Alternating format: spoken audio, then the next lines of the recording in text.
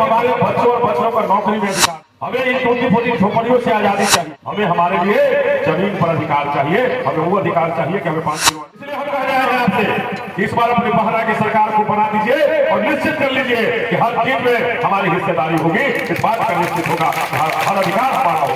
नहीं चाहिए, हमें हमारा जो अधिकार है।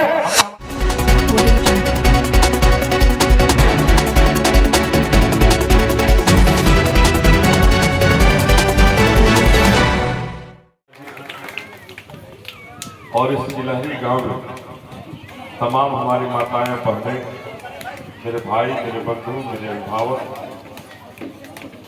मंच पर बैठे हुए बहुजन समाज पार्टी के प्रदेश महासचिव भाई संजय मंडल जी, बहुजन समाज पार्टी के प्रदेश महासचिव पूर्व में रहे हुए लालजी राम जी, बहुजन समाज पार्टी के बक्सर जिला के कप्तान अध्यक्ष छोटे भाई सुभाष गौतम जी, बहुजन समाज पार्टी के नेता सरोज चौहान जी, सम्राट शर्मा जी, कृष्णा शर्मा जी, संजय यादव जी, कृपा शंकर पटेल जी, शिवम जी और इसी डुमराव विधानसभा से ही सिपाही राम जी, सबको मेरा जय जय। आज हम आए हैं आपके चिलहरी गांव में आप सबों से कुछ मांगने, आप सबों से कुछ पाने की आशा में आए हैं। इस आशा में, इस विश्वास के साथ कि आज हमारे बाबा साहब का संविधान खतरे में, आज हमारे बाबा साहब का संविधान खतरे में है, क्योंकि सरकार में बैठे लोग कह रहे हैं कि इस बार सत्ता में आएंगे तो हम संविधान को बदल देंगे, इस बार तो सत्ता में आएंगे तो संविधान को बदलने की बात कर रहे हैं। और ये संविधान नहीं रहेगा तो हम सबों का जीवन क्या होगा, ये सोचने की जरूरत है। ये संविधान नहीं रहेगा तो हम सबों का जीवन कैसा होगा, ये सोचने की जरूरत है। ये जब संविधान बाबा साहब ने जब भारत में लागू किया, क्या उस समय हमें कुर्सियों पर बैठने का अधिकार था? रहे हमें कुर्सी पर बैठने का अधिकार, हम लोग कुर्सियों पर बैठने का अधिकार नहीं था। हमारे लोगों को, बहुजन समाज में जन्मे किसी लोगों को स्कूल जाने का अधिकार नहीं। बाबा साहब को स्कूल के अंदर बैठकर पढ़ने नहीं दिया गया। बाबा साहब स्कूल के बाहर रह करके पढ़े, स्कूल के अंदर उन्हें नहीं पढ़ पाए। स्कूल के अंदर अगर हमारे बहुजन समाज के लोग बैठते तो यहाँ के भारत के जो लोग थे, जिन्हें कहा जाता है कि अगड़े जाति के जो लोग थे, उनसे हमें छुआछूत होती थी। वो हमें शूद्र समाज बनाए हुए थे और राम राज्य में हम शूद्र हुआ करते थे। हमारी गिनती शूद्रों में थी। शूद्रों के साथ वो चलना कोई नहीं उचित समझता था। हमारे गले में घंटियां और कमर पर झाड़ू टंगा होता था। ये हम बहुजन समाज की पहचान हुआ करते।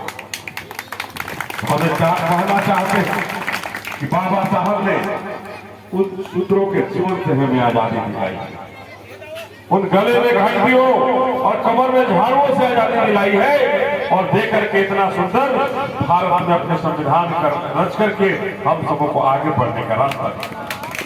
आज अगर हमारे घर में किसी को नौकरी मिली है, अगर आज हमारे घर में किसी को नौकरी मिली है, कोई पंचायत में पदाधिकारी बना, कोई पंचायत का चुनाव लड़ा, कोई विधानसभा का चुनाव लड़ा, तो बाबा साहब का देन है संविधान का।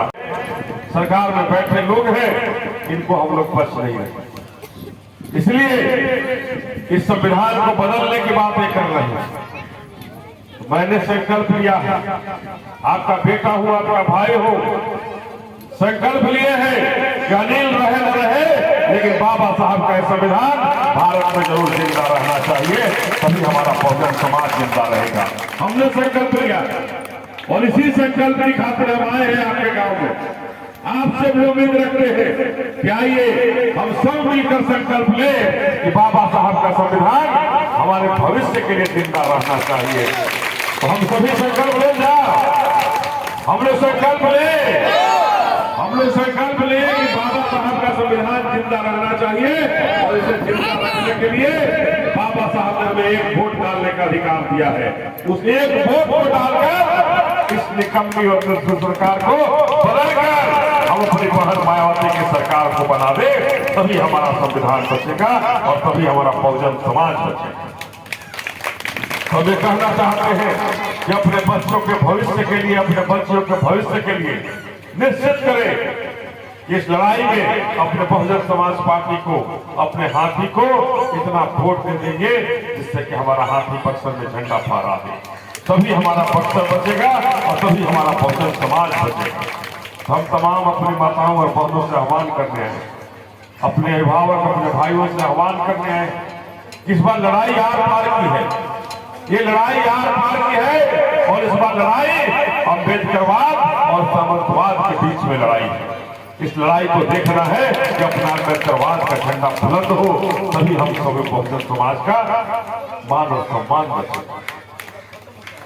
तो हम यही कहेंगे कि आज मोदी जी हमें 5 किलो अनाज की गारंटी देता है, 5 किलो अनाज की गारंटी देता है। 5 किलो अनाज से हमने घर द्वार चले। हमें हमारे बच्चों और बच्चों का नौकरी में अधिकार चाहिए, हमें इन टूटी फूटी झोपड़ियों से आजादी चाहिए, हमें हमारे लिए जमीन पर अधिकार चाहिए, हमें वो अधिकार चाहिए कि हमें 5 किलो अनाज चाहिए। इसलिए हम कह रहे हैं आपसे कि इस बार अपनी बहना की सरकार को बना दीजिए और निश्चित कर लीजिए कि हर चीज में हमारी हिस्सेदारी होगी। इस बात का निश्चित होगा कि हर अधिकार हमारा होगा। जो बाबा साहब ने जिस अधिकार की बात कही थी वो अधिकार हम लेना चाहिए, हमें भीख नहीं चाहिए, हमें हमारा जो अधिकार है, हमें हमारा अधिकार चाहिए, हमें भीख मंगा मत बनाओ।